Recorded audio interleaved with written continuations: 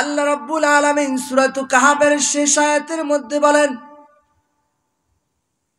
যারা লিকা রাব্বিহি রবের সাক্ষাৎ আশা করো, কিয়ামতের ময়দানে মহান রবের সাথে সাক্ষাৎ করবা, যে রবের দিদার পাওয়ার জন্য তুমি 5 ওয়াক্ত নামাজের মধ্যে সিজদায় রবকে তালাশ করলা, রুকুর মধ্যে রবকে তালাশ করলা, গভীর রজনীতে যখন দুনিয়ার মানুষ ঘুমায় তখন তুমি রবকে তালাশ করার জন্য তাহাজ্জুদের নামাজের মধ্যে দাঁড়ায়া যাও। ও বান্দা, যারা লিকা রাব্বিহি রবের সাক্ষাৎ আশা করো, তারা যেন নেকের আমল করো আর রবের সাথে কাউকে শরীক না করো।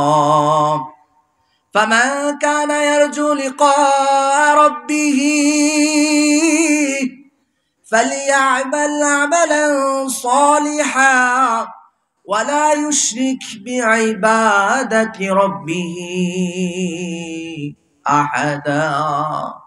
আল্লাহ বলেন, যারা আমি রবের সাক্ষাৎ কামনা করো, আমি রবের নিরঙ্কুশ ভাবে ইবাদত করো, আমার নেকের আমল করো, আর আমি রবের ইবাদতের মধ্যে কাউকে শরীক করবা না। এটা কার ঘোষণা? আল্লাহর ঘোষণা। নিরঙ্কুশ ভাবে একমাত্র আল্লাহর জন্য ইবাদত করবা আর রবের ইবাদতের মধ্যে কাউকে শরীক করবা না।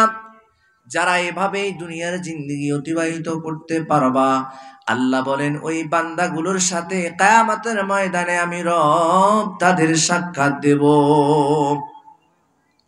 নবীজি বলেন, সাতারাউনা রাব্বাকুম কামা তারাউনাল কামারা ফি লাইলাতিল বাদর।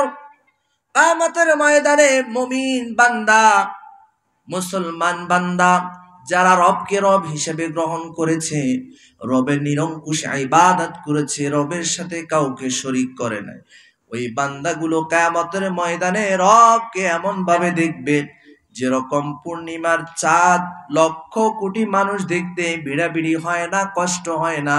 কিয়ামতের ময়দানে আল্লাহর মুখলেস প্রিয় বান্দাগুলো তাদের রব মহান রাব্বুল আলামিনকে এমন ভাবেই দেখতে পাবে। বলেন, আমরা রবকে দেখতে চাই কি চাই না? আল্লাহ রাব্বুল আলামিন বলেন, ওয়া মা আতাকুমুর রাসূল ফাখুযুহু ওয়া মা নাহাকুম আনহু ফাতাউ। আমার নবী যা কিছু নিয়ে এসেছে তা গ্রহণ করো, নবী যা থেকে বারণ করেছেন তার থেকে বিরত থাকো। উলামায়ে কেরাম, মুফাসসিরিনে কেরাম নবীজির নবুয়তের 23 বছরের জিন্দেগি গবেষণা করে, অ্যানালাইসিস করে, কোরআন থেকে রিসার্চ করে বের করেছেন নবীজির এই 23 বছরের নবুয়তের জিন্দেগির মৌলিক কাজ হচ্ছে 4টা। কয়টা কাজ? 1 নাম্বার, নবীজির মৌলিক কাজ হচ্ছে দাওয়াত। আল্লাহ রাব্বুল আলামিন কোরআনুল কারীমের সূরাতুন নাহলের 125 নম্বর আয়াতের মধ্যে বলেন, উদউ ইলা সাবিলি রাব্বিকা বিল হিকমাতি ওয়াল মাউইযাতিল হাসানা। আল্লাহ রাব্বুল আলামিন বলেন, তোমার রবের দিকে ডাকো বিল হিকমা, হিকমতের সাথে, মাউইযাতিল হাসানা, উত্তম আচরণের মাধ্যমে। নবীর জিন্দেগি দেখা যায় নবীজি মানুষকে সুন্দর আচরণের মাধ্যমে, কোমল ভাষা দিয়ে মানুষকে আল্লাহর পথে আহ্বান করেছেন। আল্লাহ রাব্বুল আলামিন সূরাতু হামিম সাজদার 33 নম্বর আয়াতের মধ্যে ইরশাদ করেন, ওয়ামান আহসানু কওলাম মিম্মান দাআ ইলাল্লাহ ওয়া আমিলা সালিহা ওয়া ক্বালা ইন্নানি মিনাল মুসলিমিন। তার কথার চাইতে কার কথা অতি উত্তম হতে পারে? যে মানুষকে আল্লাহর পথে আহ্বান করে। বলেন, আল্লাহর পথে ডাকা লাগবে কি লাগবে না?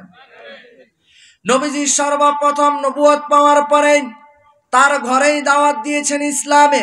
সর্বপ্রথম দাওয়াত দিয়েছেন খাদিজাতুল কুবরা রাদিয়াল্লাহু তাআলা আনহার কাছে। খাদিজাতুল কুবরা রাদিয়াল্লাহু তাআলা আনহা মুসলমানদের মধ্যে নারীদের মধ্যে সর্বপ্রথম ইসলাম গ্রহণকারী আর পুরুষদের মধ্যে সর্বপ্রথম ইসলাম গ্রহণকারী হচ্ছে হযরতে আবু বকর সিদ্দিক রাদিয়াল্লাহু তাআলা আনহু।